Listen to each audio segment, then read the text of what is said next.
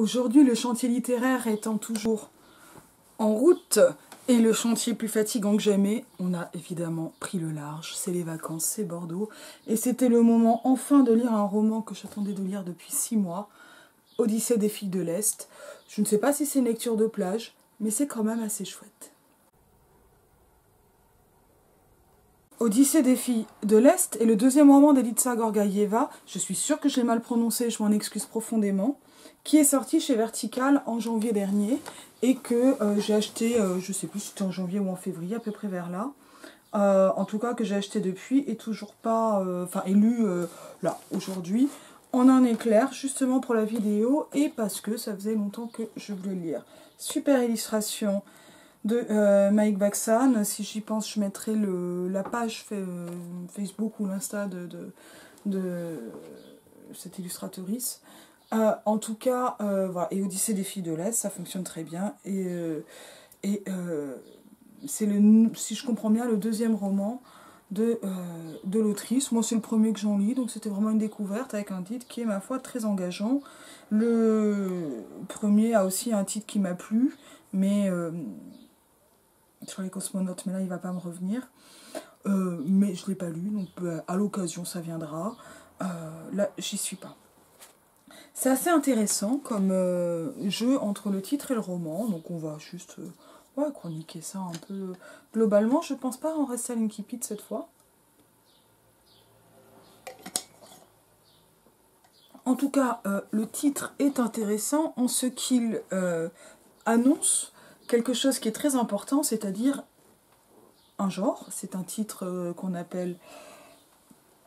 j'allais dire générique, thématique, thématique, c'est-à-dire que Odyssée, le genre de l'Odyssée, c'est quelque chose, ça va nous parler vraiment de voyage, de déplacement, d'épopée, mais dans ce faisant, alors cette épopée, elle est rattachée à un génitif, c'est-à-dire à un complément du nom, des filles de l'Est, donc avec un double complément du nom,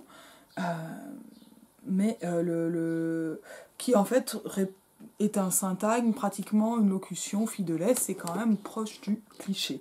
Et c'est vraiment de ça dont il va s'agir.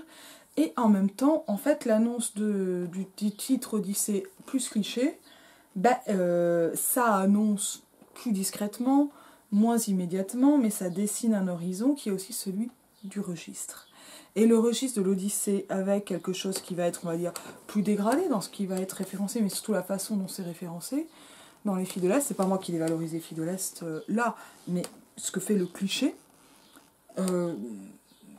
va amener en fait une espèce de dissonance, et cette dissonance elle est proprement héroïque-comique et ou burlesque. Mais ici il s'agit plutôt, alors le burlesque ça peut avoir un sens large et un sens étroit.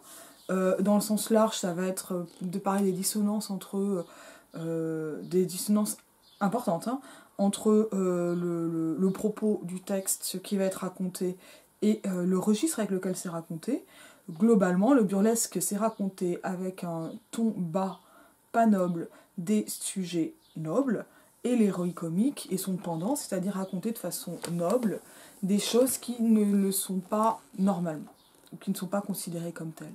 C'est-à-dire qu'en fait, on voit ici directement comment le genre textuel convoqué appelle aussi avec lui un imaginaire, un autre imaginaire qui entre dès le titre en heurts, en confrontation ou en dissonance ou en harmonie autre avec cette espèce de syntagme un peu cliché beaucoup plus contemporain des filles de l'Est. Et notamment, et parce qu'on peut le rappeler, l'Odyssée c'est quand même la grande épopée héroïque d'un héros masculin, d'Ulysse, qui va vivre beaucoup d'aventures, alors qui ne va pas toujours être très glorieux, mais on est quand même dans quelque chose qui va être héroïque.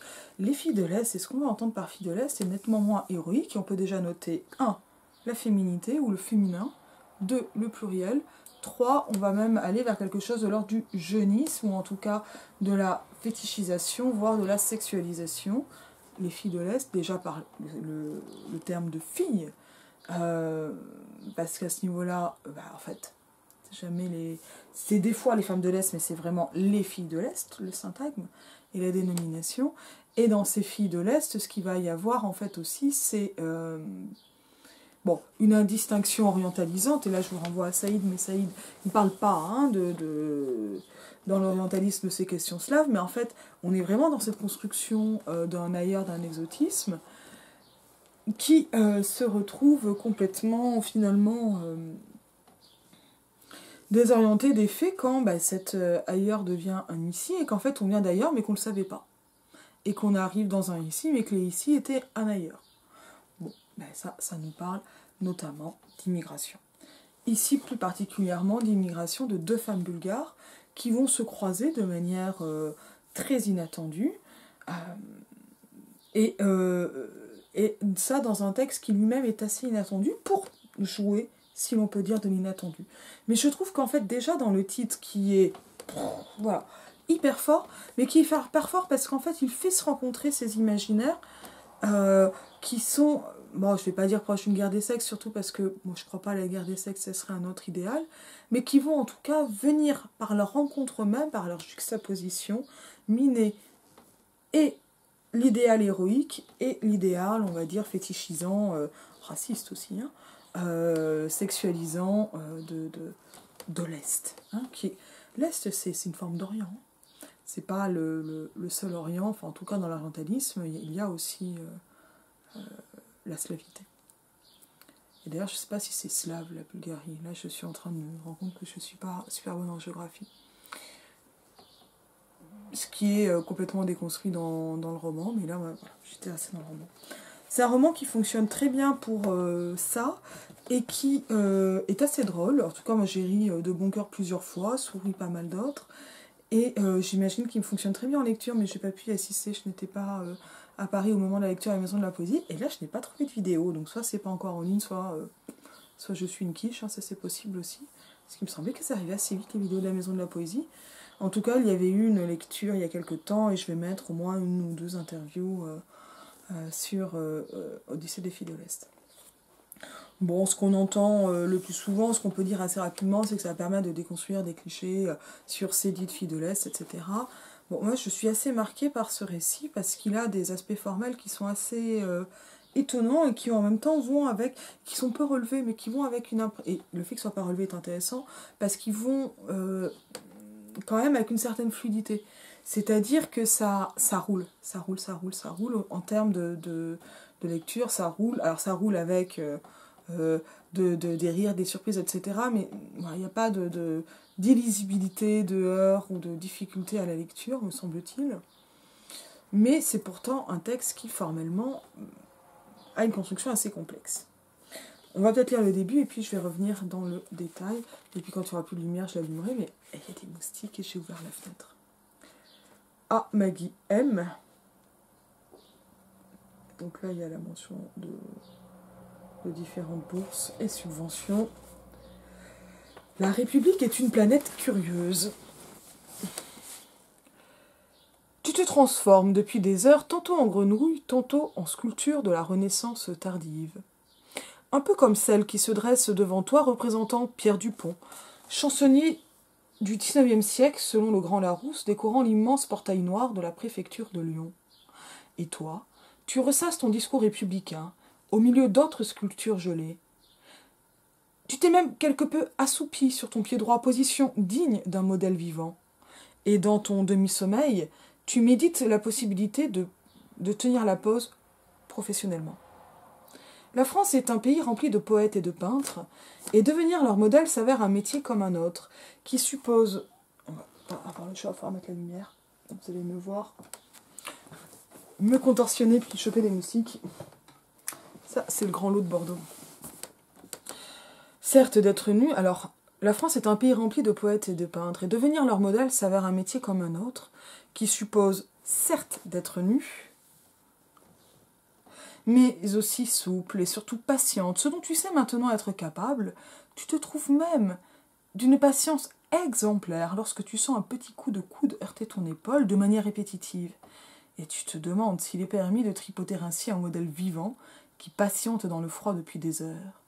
Ça finit par te réveiller et tu constates que A. Tu es habillé, B. Tu es devant la préfecture de Lyon, C. C'est enfin ton tour. Comme le dit dans la queue une inconnue bien intentionnée, quoique un brin jalouse de devoir elle, continuait de patienter dans le froid, comme une sculpture angoissée. Le bureau est posé sur une estrade qui t'émerveille. La préfecture, le soir, se transforme-t-elle en lieu de spectacle? Par conséquent, la dame assise en vis-à-vis s'élève bien plus haut que toi, comme dans Brasil, ton film préféré. Elle te demande assez froidement quelles sont les raisons de ton séjour en France et combien de temps tu comptes y rester. Tu te lances alors dans un discours composé à l'aide du grand Larousse et de son frère cadet, le petit Larousse du savoir-vivre. Mais la dame fronce les sourcils, plus les informations apprises se brouillent dans ta tête, plus les informations apprises se brouillent dans ta tête et sortent de manière désordonnée. On y va. La France est le pays de la liberté, du fromage et des tramways qui parlent. Un pays où la mode est intemporelle et où on ne lèche pas son pouce pour décoller et compter les billets de banque, par exemple. C'est un pays avec plus de 80 millions d'amis. Enfin, d'animaux domestiques, dont 10 millions de chats, 8 millions de chiens, le reste se partageant entre poissons, petits rongeurs, oiseaux et tortues. En somme, la France n'est pas comme la Bulgarie. C'est un pays où tout est fabuleux comme Amélie Poulain. Et en plus, ta mère n'est pas là.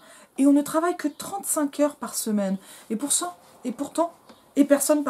ne jette sa poubelle par la fenêtre.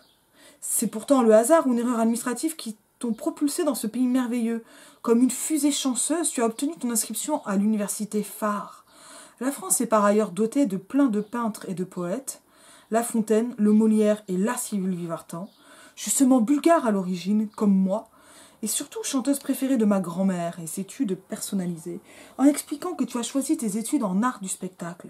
Quel meilleur choix vu le contexte, puisque tu as 9 mois et 2 jours pour prouver à ta mère que tu es une personne sérieuse, que tu peux trouver un travail et, in fine, réussir en France, sans quoi tu rentreras dans ton pays tel un Ulysse ultra rapide. Et j'ai envie de dire que tout est dit, en tout cas tout est en place déjà, dans ce passage que j'ai complètement écorché, parce qu'on va voir vraiment quelque chose de la truculence, de la grandiloquence qui va complètement avec ce phénomène héroïque-comique. Et qui passe par, j'ai vu en glanant articles, interviews, etc., des mentions comme picaresque, on pourrait rajouter quelque chose aussi d'un peu farcesque, burlesque a déjà été dit, en tout cas quelque chose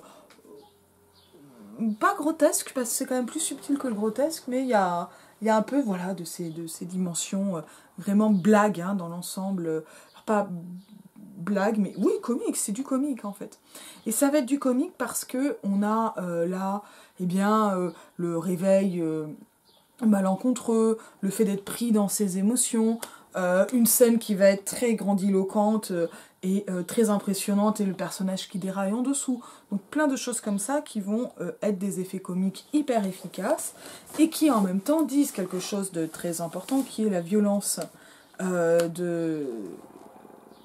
qui est la violence de la frontière en fait, et du fait de devoir justifier sa présence à une employée de préfecture qui va rester comme un leitmotiv, non pas par les visites à la préfecture, je parle à l'intérieur du livre, mais comme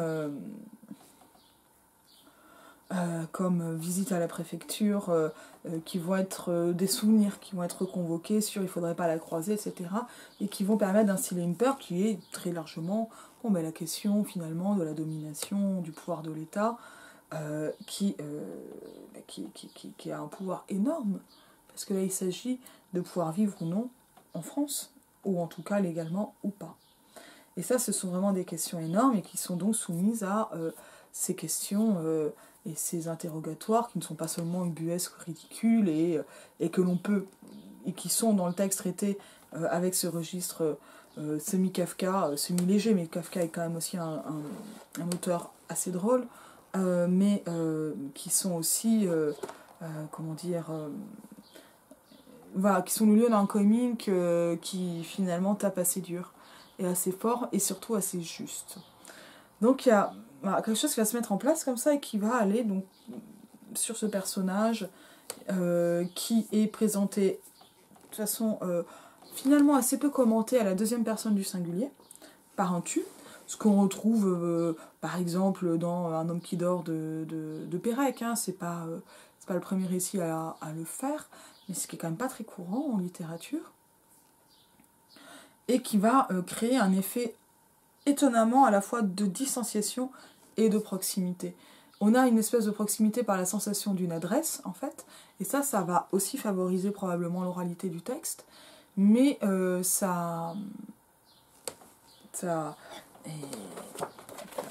voilà. Mais ça va aussi, tu ne sais pas quoi répondre, etc. Ça ressemble un peu à un monologue intérieur, en fait. Enfin, en tout cas, moi, je l'ai lu tel quel. Et donc, moi, ça m'a donné l'impression d'avoir quelque chose qui serait pas si loin d'une voix off ou de quelqu'un se commentant au fur et à mesure. Voilà, et qui est aussi en incompréhension par rapport à son environnement.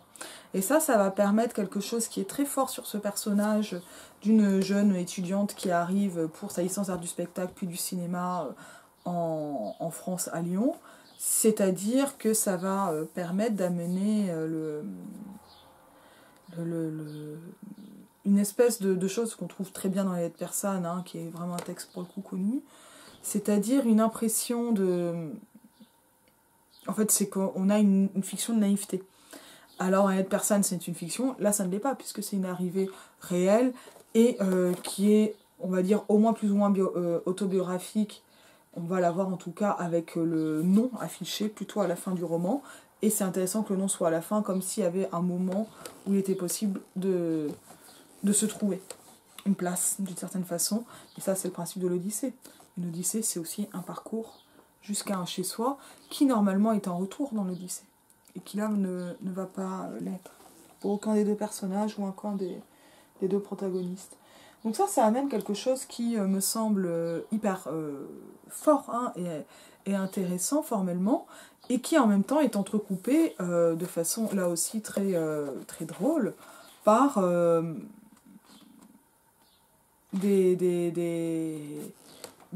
il y a régulièrement des séquences qui vont entrecouper, qui sont notamment les listes des objectifs de ce personnage. Une liste des objectifs 1.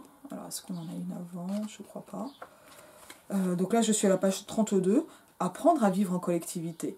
Arriver à se faire comprendre par la dame de la préfecture. Ça fait épique, très chanson de geste, avec un D majuscule. Découvrir les filles de l'Est, avec des majuscules, parce que là, l'arrivée en France signe l'arrivée dans la catégorie filles de l'Est, sans savoir ce que signifie cette catégorie. Arriver à se faire comprendre par le boulanger, réussir en France. Et tout un parcours va se mettre en place sur ces listes d'objectifs qui vont en fait comme scander les étapes. Et ça, c'est en fait assez proche de ce que l'on peut voir dans les romans de formation, c'est-à-dire d'avoir comme ça des étapes qui vont marquer le parcours ou qui peuvent aussi fonctionner comme des étapes d'une odyssée, jusqu'à une réussite assez... sur une réussite qui n'est pas ça l'attendue, on va dire. Mais ça amène des espèces de moments de rupture dans le récit qui sont presque aussi de l'ordre de la fiction du manuscrit trouvé, parce qu'on a l'impression de voir les notes réelles de ce personnage un peu déjanté, un peu loufoque de la jeune fille, de la jeune étudiante qui arrive, qui découvre absolument tout, qui rencontre d'autres Bulgares et qui va vivre des années, au moins une année festive dans le milieu punk et des squats lyonnais. Et ça a l'air d'être plutôt fun. Et s'intercale et s'ajoute en fait un autre personnage, qui est donc une autre fille de l'Est.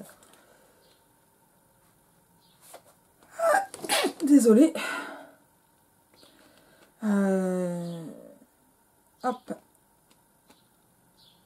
Qui arrive en fait assez vite, hein, vraiment, c'est...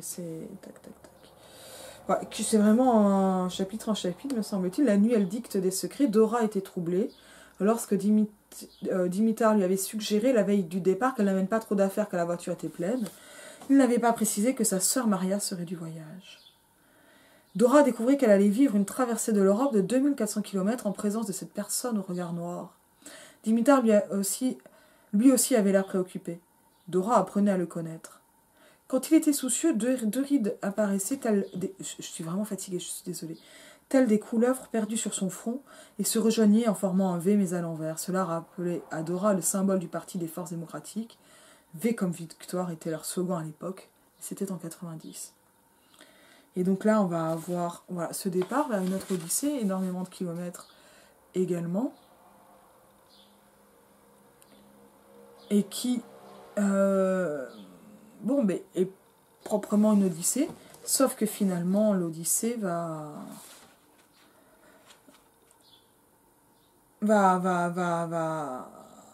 devenir autre chose assez vite.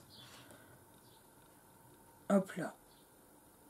Parce que là, on va avoir d'abord un moment qui est extrêmement dur, qui va être une analepse, un retour en arrière qui va parler de la grand-mère de Dora. Mais en fait, c'est pas tellement le voyage en voiture qui va être l'Odyssée de Dora, mais plutôt le fait qu'elle est tombée à ce moment-là, même pas dans un réseau de grandes traites humaines, mais que elle est sous la coupe de Dimitar et de Maria, qui la force à se prostituer. Et donc elle va s'émanciper peu à peu d'eux et continuer à se prostituer, mais pour son propre compte et d'une autre façon. Alors, et au milieu de cela arrive aussi eh bien quelque chose qui est extrêmement important, et donc que je découvre totalement, qui est l'exil passé de la grand-mère en 89. La nuit, elle dicte des secrets à ceux qui savent les entendre. C'est en italique. Lui avait soufflé à l'oreille sa grand-mère à Riffé quand elle s'était exilée en terre turque. C'était en 89. Dora avait fait sa moue boudeuse. Elle l'affichait chaque fois qu'on lui racontait des salades, ce qui lui arrivait souvent dans sa jeunesse turco-bulgare. Puis elle s'était blottie longuement dans l'immense poitrine d'Arifé dont la douceur l'avait avalée dans un monde meilleur. Devant la maison, la Lada attendait sa grand-mère, qui avait préféré quitter le pays plutôt que de subir l'humiliation. Dora avait couru cacher sa tristesse dans sa chambre. Une fois la lampe branchée, elle avait fait face à l'évidence. Aucun secret ne viendrait à son secours. Aucune voix n'allait la consoler. Elle prenait conscience pour la première fois que les gens pouvaient disparaître et éventuellement mourir, etc. Donc là, elle part, elle va laisser ses fils, Dora, et ce départ redouble celui de la grand-mère, qui va en fait parler par ce cas singulier de la bulgarisation forcée des turco-bulgares, donc en 89 si je comprends bien, et donc que j'ignorais complètement par l'ignorance la plus sordide. Et ça, c'est vraiment important parce qu'en fait, il n'y a aucune lourdeur ni aucun misérabilisme dans la présentation ou dans la représentation plutôt de violences qui se cumulent, qui sont aussi donc des violences racistes et qui ne sont pas forcément que en France, qui sont aussi l'oppression subie en Bulgarie, qui sont l'oppression sexiste, qui ne sont pas non plus les femmes d'un côté et les hommes de l'autre, qui sont bien plus nuancées que cela et avec des personnages beaucoup plus complexes, et qui vont amener voilà, quelque chose d'assez peu manichéen. Et ça, et de pas manichéen du tout même. Et ça amène à un récit voilà, où finalement les deux personnages sont pris dans une catégorisation qui est évidemment subie et non sollicitée ni demandée, celle de cette catégorie de filles de l'Est, dans d'autres catégorisations qui ne sont pas forcément explicitées, dans des éléments de classe, mais on n'est pas en train en fait de parler de stéréotypes, mais les stéréotypes et la discussion sur les stéréotypes ou la découverte des stéréotypes permet de dire en fait d'où viennent les stéréotypes et leur rôle, c'est-à-dire en fait de parler d'un fonctionnement social beaucoup plus subtil et donc donc à mon avis il ne s'agit pas de parler juste ou de détruire ces stéréotypes des filles de l'Est. Alors Odyssée des filles de l'Est devient, donc les personnages évoluent plutôt positivement, c'est-à-dire pas que je sois contente, donc c'est plutôt gratifiant et plaisant, mais ces deux femmes vont arriver à des situations plus installées, plus confortables, l'une et l'autre, et finir par se croiser, notamment parce qu'elles arrivent au début des années 2000, et notamment sur l'année 2001-2002, qui est quand même une année un peu terrible en France, puisque on a donc d'un côté, à un niveau international, le 11 septembre, et en 2002, l'arrivée de Le Pen au second tour, ce qui est un moment important, puisque ça va être un moment de manifestation, et qui va amener par une rencontre, par diverses péripéties, de Dora et d'Elitsa, du personnage en tu. Et ça amène quelque chose qui est assez beau, alors que le personnage d'Elitsa se cherchait et amicalement, et amoureusement, et dans la ville, et en France, et à tous les niveaux possibles, et notamment au niveau scolaire / universitaire, le personnage finit par se retrouver aussi, donc là, politiquement, dans un ensemble. Et en fait, ce que je veux dire, c'est que elle commence à faire des études de cinéma, et elle veut faire un mémoire sur ces clichés, ces stéréotypes des filles de l'Est. Et c'est là qu'elle va rencontrer Dora. Et Dora, elle... Donc les deux parcours sont, on va dire, parallèles, avec comme ça des interruptions régulières. Donc on a cité ces blocs-notes, mais qui sont aussi des extraits, qui sont en fait des moments de recherche, des sites. Et là, ce sont des citations réelles, hein, qui vont ponctuer les objectifs changes, et qui vont être aussi donc, des espèces d'éléments de recherche sur ces questions des filles de l'Est. Alors on va essayer d'en trouver... Voilà, tac, tac, tac. Vous allez vous coltiner sa mère. Parlons-en de sa mère. Sa mère, c'est toute sa famille. Page 88. Les hommes ne vivent pas vieux dans ce pays, et leur vieille babouchka, c'est tout ce qui leur reste. Là-bas, pas de sécurité sociale. En cas de soucis de santé, elles la feront venir chez vous. Autant vous le dire tout de suite. Et là, on est sur www.homme-d'influence.com. 7 raisons de ne pas sortir avec une fille de l'Est. Et là, on est sur des passages qui sont mis en exergue. Et donc ça, ce sont des moments qui sont en fait des espèces d'en dehors du récit, mais qui, bien sûr, sont aussi des moments qui éclairent le récit, ou qui vont fonctionner en tuilage, puisque là, en fait, on va être aussi là sur ce moment-là. On voit à quel point ces clichés, qui sont évidemment racistes, mais aussi sexistes, misogynes, xénophobes, utilitaristes, enfin complètement réactionnaires, il n'y a rien qui va, quoi. Homme d'influence, c'est vraiment un site épinglé, me semble-t-il, du côté des pick-up artistes et des sphères masculinistes. Et là, on a en fait, de manière assez subtile, quelque chose qui devient drôle, mais qui est drôle par citation, hein, l'ironie comme mention, mais qui fonctionne par tuilage et par juxtaposition d'un élément à un autre. Alors comme ça fait qu'on a un récit qui globalement est chronologique, qui amène deux récits différents, qui sont deux récits de formation, dont l'un est quand même franchement plus dur que l'autre.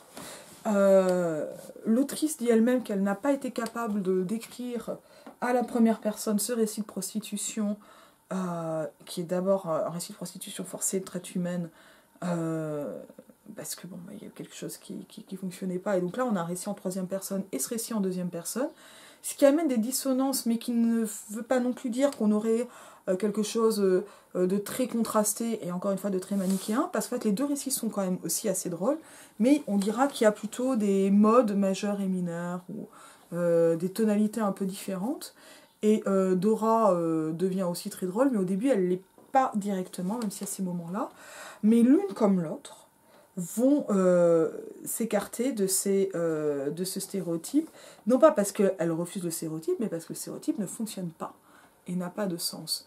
Et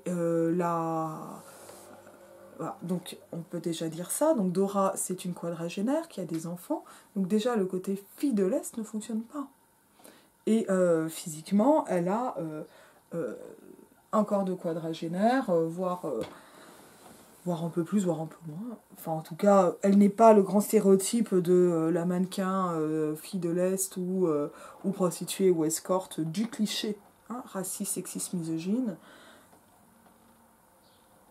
Mais c'est aussi à d'autres clichés qu'elle peut correspondre pour ce qui va être de la prostitution. Mais en fait, même au niveau de la prostitution, il y a quelque chose qui est décalé, et qu'elle va elle-même décaler parce qu'elle se rend compte eh bien, que sa proxénète a peur, qu'elle arrive à faire peur au plus grand proxénète, mais qui n'a même pas beaucoup d'envergure, qui lui-même est en Bulgarie, etc. Enfin, et donc elle va comprendre le système et le dérailler et en faire ensuite autre chose.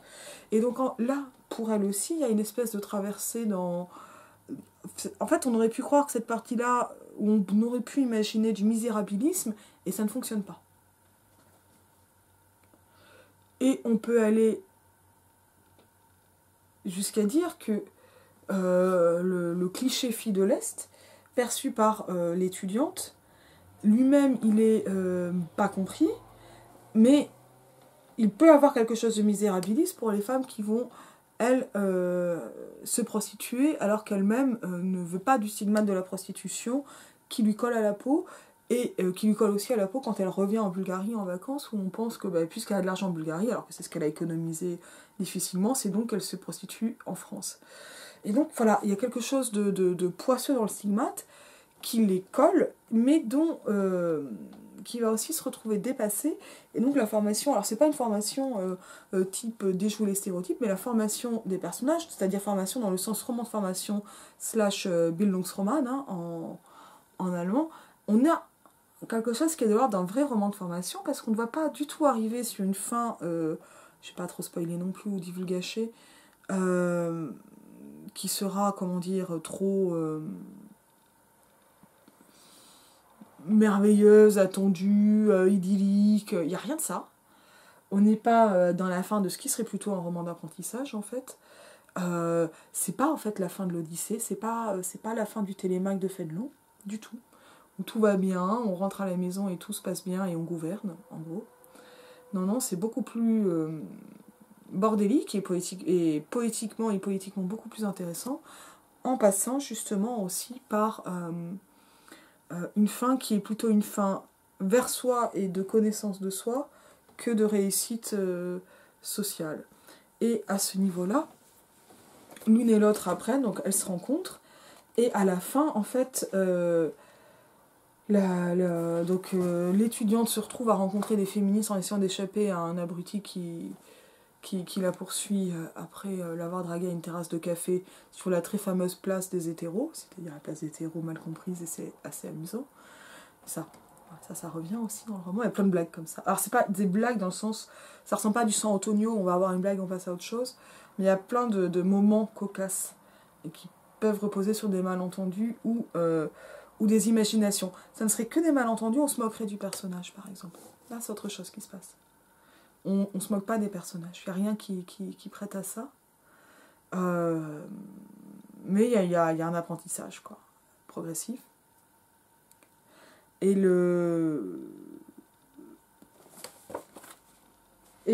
à partir de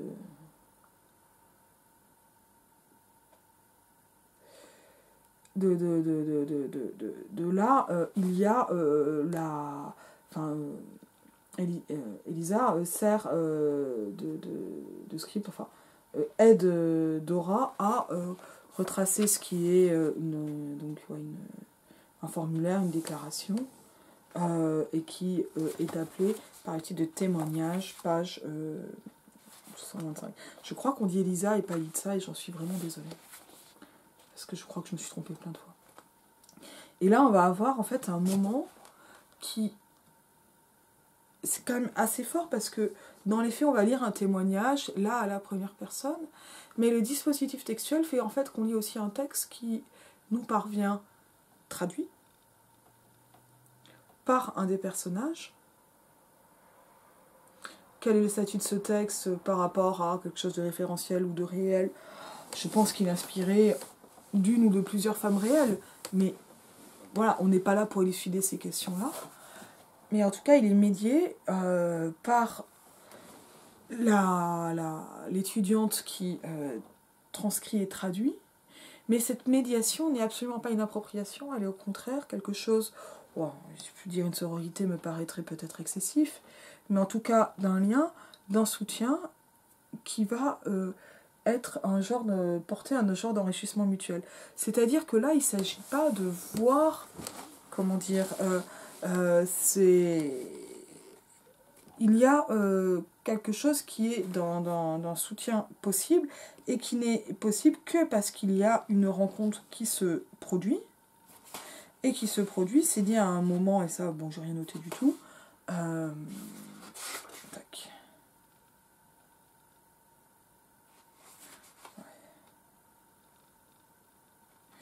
Parce que les deux sont en France et elles n'auraient pas pu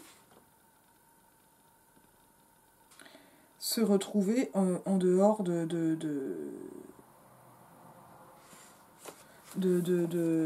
enfin, si elle se serait... Voilà, c'est ça. C'est un très beau moment. Les crocodiles de l'Est, 153-154. Dora est en train de peler un concombre desséché, légèrement jauni par l'oubli. Ça, c'est une belle image, parce que c'est le temps qui jaunissait pas l'oubli. Et là, on a, hop, plein de choses qui sont passées sous silence par l'oubli. Et qui amènent une force, finalement, à ce qui n'en a pas, mais qui nous parle aussi de ce qui est une relégation, et sans en faire des caisses. C'est juste là, on comprend sans explicitation, sans démonstration. Tu as fait de la récup avec Paf au marché ce matin, et tu as direct filé chez Dora. Il y a une semaine à l'association, tu l'as vu fourrer dans sa poche une soupe en sachet, et tu as compris que la situation s'était compliquée pour elle. La récente loi de pénalisation des clients a fait fuir les derniers qui lui restaient. Déjà qu'elle n'en avait plus que 2 pour braver encore les rondes de la police. Un jeune homme désespéré qui prenait Dora pour sa mère, ou pour sa psy, elle n'était pas sûre, puis Didier, un papy, qui l'amenait à la brasserie du quartier et parfois en week-end. En préparant un délicieux tarator avec elle, tu médites sur la possibilité qu'on t'arrête pour proxénétisme à cause de ce concombre desséché. Donc là, il y a quelque chose autour de la prostitution qui parle vraiment des effets. À un autre moment de la... il me semble avoir repéré des évocations du racolage passif, ça c'était une loi Sarkozy. Ça a été abrogé, mais on est dans un système, c'est toujours d'actualité en France, qui est un système abolitionniste et qui va vraiment chercher les proxénètes, mais en fait la définition de proxénétisme est particulièrement large, puisqu'elle englobe toute personne qui va aider quelqu'un qui se prostitue, et donc là, d'où cette réflexion sur ce concombre, qui là parle de la violence d'une loi, de ses conséquences, et de quelque chose là, bon, on peut dire doux amer, mais c'est pas, là on n'est pas sur une blague, c'est un peu drôle et c'est complètement tragique en même temps. C'est drôle par l'aspect dérisoire de l'aide, le concombre. Ça c'est en passant, et on passe à autre chose. Dora pèle et tout de suite après colle les épluchures sur sa peau. Ça hydrate et ça rajeunit, dit-elle en prenant une pose de mannequin. Tu es étonné qu'un concombre pourri puisse avoir autant de vertus. Mais tu sais aussi que ta grand-mère faisait pareil dans ton enfance communiste. Elle apportait dans ta chambre des épluchures de concombre et te conseillait de te les appliquer sur la figure même si tu étais encore très très jeune et toute fraîche. Tu les collais depuis le front jusqu'au menton. Et ta tête faisait peur au chat Leonardo qui se cachait aussitôt derrière la commode. Maintenant que les joues de Dora sont vertes de peau de concombre, tu te dis que certaines sagesses se racontent dans toutes les familles. Ça, je trouve ça hyper beau. Parce que là, on a quelque chose de l'ordre du commun sur des femmes qui n'avaient pas forcément grand-chose en commun. Et c'est un commun qui, en plus, un commun qui est ramené à quelque chose de très lointain et aussi d'ancestral. Et qui fait comme ça toute une espèce de lignée de femmes dans un soin qui est un soin de beauté, mais dont l'aspect beauté, là, ici, est effacé pour rester sur les gestes et la communauté des gestes. Et aussi leur aspect dérisoire de presque rien, les épluchures. Tu lui demandes si tu peux tourner un plan portrait, comme elle n'est pas vraiment à visage découvert, presque entièrement incognito. Et ça, en fait, c'est parce que l'étudiante est étudiante en cinéma, et donc elle a ce mémoire, elle va filmer régulièrement, et il y a beaucoup, ça je vais normalement en dire un mot, de réflexion sur l'art. On l'a vu au début avec les sculptrices. Quand je vais dire réflexion sur l'art, on n'est pas chez Proust, ça va se faire très différemment. Elle rigole et dit « Ok, mais rapide, parce qu'il faut finir ce plat avant de mourir d'anémie. » Dora essaie de rester immobile pendant que tu fais le point, puis t'engueule parce que tu traînes. Ça c'est drôle, parce qu'on va avoir des éléments comme ça, vraiment très vivants. Et en même temps, très familier, t'engueule. Ta mère aurait fait pareil, mais elle n'est pas là. Hop, une autre proximité, et encore avec une femme. Je suis toute verte, on dirait un crocodile, dit Dora, qui profite du temps mort pour brancher sa lampe moins irradiante en plein jour. Ce n'est plus les filles, mais les crocodiles de l'Est, dit-elle alors qu'une épluchure se décolle de son nez. On est bon, tu confirmes, mais Dora veut d'abord réparer sa peau de reptile. Elle fixe la caméra avec son regard ancestral. Et ça te fout les jetons. Ça dure 30 secondes, mais voilà qu'elle éternue et toutes les épluchures se détachent à leur tour, mettant fin à son anonymat. Coupé, dit Dora. Jamais tu ne l'aurais rencontré en Bulgarie. Alors, on va dire quand même 2-3 petites choses. Le passage au crocodile par la métaphore est hyper fort parce qu'il va amener vers quelque chose d'ancestral, vers quelque chose de l'ordre d'une métamorphose, de quelque chose d'autre qui pète définitivement le cliché, et aussi parce que un crocodile c'est dangereux, dire une fille c'est aussi une façon de neutraliser, de rendre inoffensif. Et ce qu'on peut remarquer là, c'est qu'on va avoir un incognito qui se dévoile. Moi ça m'a fait penser à l'œil qui cligne dans la jetée de Chris Marker. Mais voilà, on a quelque chose sur un regard, un visage caché par le masque d'épluchure, et qui en même temps va lui-même s'éplucher ensuite. Et on voit comment là il va y avoir bien un parcours entre, on dirait, on n'est plus mêlé, et qui reprend avec le regard ancestral et la peau de reptile. La peau de reptile puis le regard ancestral. Et qui va en fait faire de l'image quelque chose de presque identitaire. Non pas comme une revendication, mais parce qu'il ne s'agit plus d'être dans un rapport d'analogie, dans un comme, mais dans quelque chose qui dit ce qui est. Et donc là, on a quelque chose qui est filmé un plan, mais donc c'est l'étudiante qui filme le plan, et en même temps c'est Dora qui dit de couper, et qui fait la mise en scène, et qui épluche, et qui en même temps coupe au moment où son identité se révèle. C'est-à-dire qu'en fait, le passage de l'identité, ça pourrait être un moment... la maîtrise ici, elle va passer par l'anonymat du masque d'épluchure, et elle passe aussi par la maîtrise de l'outil, c'est-à-dire également par le respect qui va donner une agentivité, mais par cette volonté qui fait et qui dit. Et cette clausule, jamais tu ne l'aurais rencontrée en Bulgarie, page 154, moi, me bouleverse.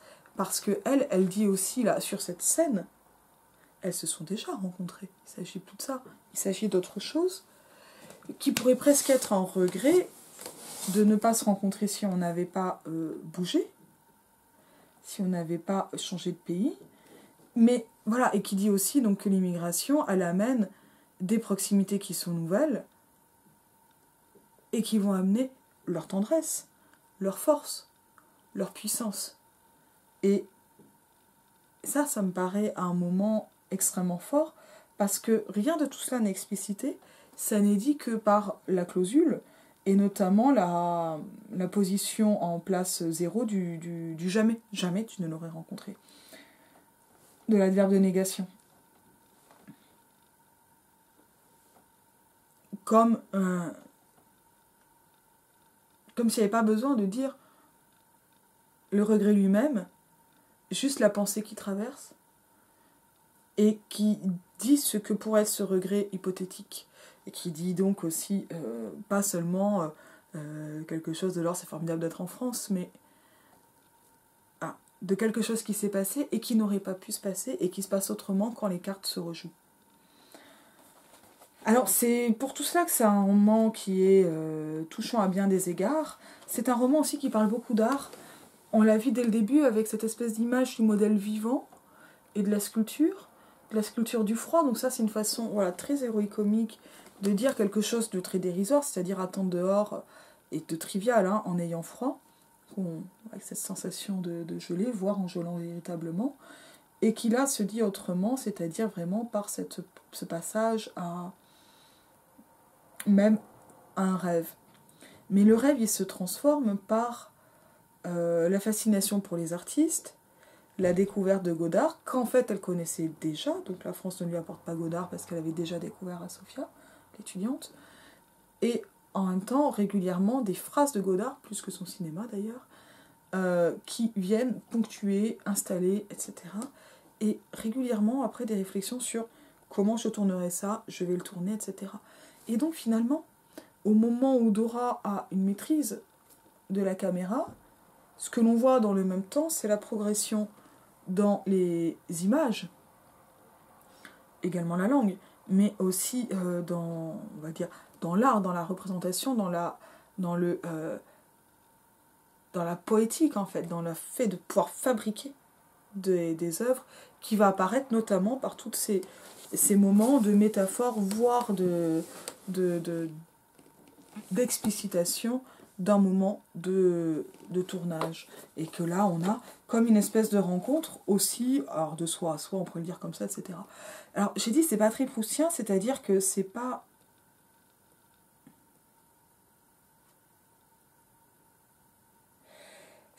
ça arrive pas dans l'immense narration.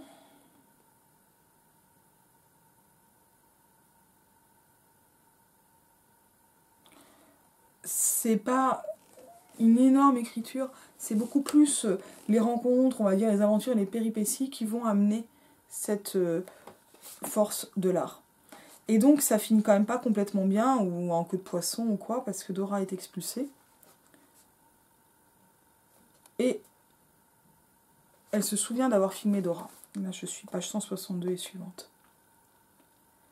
Tu te lèves et tu te mets à fouiller dans le placard des choses oubliées. Une boîte s'effondre du haut de ta montagne cachée. Tes cheveux sont pleins de poussière. Tu en déterres une note qui porte l'inscription « Montage ». Ta vieille mini DV gît dans une pochette à bulles. Tu la sors et la branches à ton ordinateur, puis introduis la cassette. Dora entre dans le champ, s'assoit sur le lit face caméra et pose son petit sac à main. Elle allume la lampe de chevet et de jolies ombres oranges apparaissent sur le mur. La pièce plonge dans une lumière féerique. On entend une voix sourde qui parle en turc, on a l'impression qu'elle sort de la lampe. Dora lui répond parfois, mais reste surtout silencieuse et continue de regarder l'objectif. Dans un faux contre-champ, on voit une fenêtre s'ouvrir sous la pression du vent, et les feuilles des fougères affluent de l'extérieur et s'impriment sur les reflets de la lampe. On entend le vent, les feuilles, puis un coup de feu. Ailleurs, en très gros plan, l'index d'un homme qui tremble, son index d'abord, puis l'homme tout entier. Le cadre s'élargit pour faire entrer le paysage et sa silhouette. L'angoisse se lit sur son visage. Que nuit, l'air misérable, une vieille femme lui attrape le doigt tendu, perce l'extrémité de sa phalange avec le bout d'un bâton d'encens, puis l'allume. Ça brûle d'un coup. L'homme émet un léger gémissement de peur, mais la flamme s'éteint juste avant d'atteindre la peau. La femme enlève le bâton d'encens et une fumée s'élève de l'index de l'inconnu. « C'est la mauvaise énergie qui s'en va », lui dit-elle en turc sous-titré. En contre-champ, la télé diffuse un reportage de guerre, quelque part au milieu d'une plaine désertique. On revoit la femme qui dépose une petite graine sur le trou que le bâton d'encens a laissé au milieu du doigt. Et de dos, l'homme repart en boitant. Dans sa chambre, Dora est toujours assise sur le lit. Elle tient une feuille A4, regarde caméra. Après une pause, elle se met à lire. La passe express. La passe qui réveille des horreurs enfouies. La passe qui fait mal au cul. La passe où on a le temps de faire sa liste de courses. La passe où l'on écoute les états d'âme, ou la passe psy. La très rare passe où l'on bande aussi. La passe qui fout l'herpès. La passe malaisante, la passe violente, la passe cultivante. Le client est un scientifique. La passe panne d'érection. La meilleure ou la pire. La passe malodorante. La passe trop parfumée. La passe après travail. La passe matinale. La passe interrompue par un contrôle de police. Dora nous regarde en face, puis se lève, éteint la lampe et sort du champ.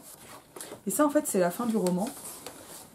Je pense que c'est aussi une des meilleures fins possibles qui va nous laisser sur l'image, le mystère d'une image, la brutalité aussi de l'existence du document, la brutalité de l'existence qui est celle de la brutalité d'un certain document, sans rien d'autre que c'est là, c'est dans le placard. Qu'est-ce qu'on en fait? On ne sait pas. C'est aussi à nous, en tant que lecteurs et lectrices et lectrices, d'en faire quelque chose. En tout cas, ça balance bien. Et je crois, là, ces moments-là de liste, ils vont aussi avoir cette vertu de faire exister et de mettre en présence, d'une certaine façon. Voilà, ça m'a pas mal plu et je vous dis à bientôt.